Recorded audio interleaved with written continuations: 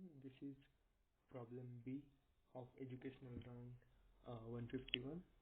So in this we are given three coordinates A, B and C, and we need to find the maximum possible cells that B and C can walk together if each of them walks home with using one of the shortest paths. The constraints are each of the coordinates can range from 1 to 10 raised to 8, and they are pairwise distinct, so we need to output the maximum number of cells they can walk together. So this is A. Now to maximize the number of uh, points on the grid, B and C must be on the same side. Like if B and C are on the same side of A, like here or here, so in the x direction, B and C can share a common number of steps, which will be minimum of xp xc, or they can be in this direction. So for this we can use the absolute values by while comparing this. So this will be in the x direction. So similarly in the y direction, when A and B are on the same side, then they will have maximum number of intersection in the path. So at that time the common number of steps in the y direction will be minimum of yb and yc. But this always happens when they are on the same side of A. Like for example, if this is A, this is B and this is C, then we don't share any.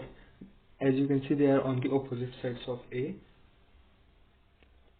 and you can see that they only share a single block in common as they move this way. But when they are on the same side somewhere here, they can share a common number of blocks in X and a common number of blocks in Y. So that's how we can calculate our answer.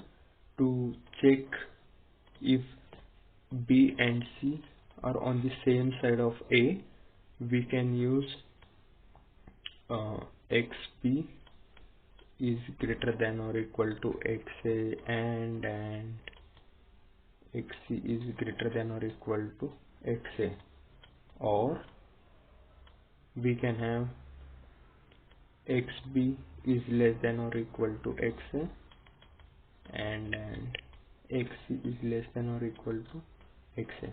This ensures that the X coordinate is on the same side of X coordinate of A, and similarly for the Y coordinate we can do the same. So when we have something, if we have the X coordinate in the same direction of A, then we can, for that value, suppose our answer is currently is 0. So when they are on the same side of while considering the X coordinate, we can increase our answer by minimum of now we need to use the absolute value because they can be on the opposite side. So we choose xb minus xa, absolute of xc minus xa.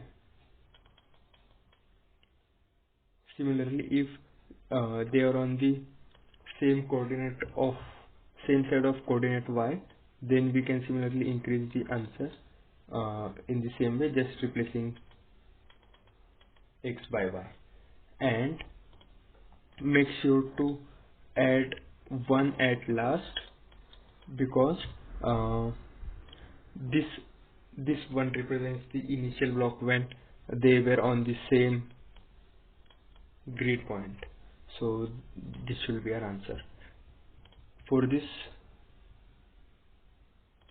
I have not written the code, but I will provide it in the description.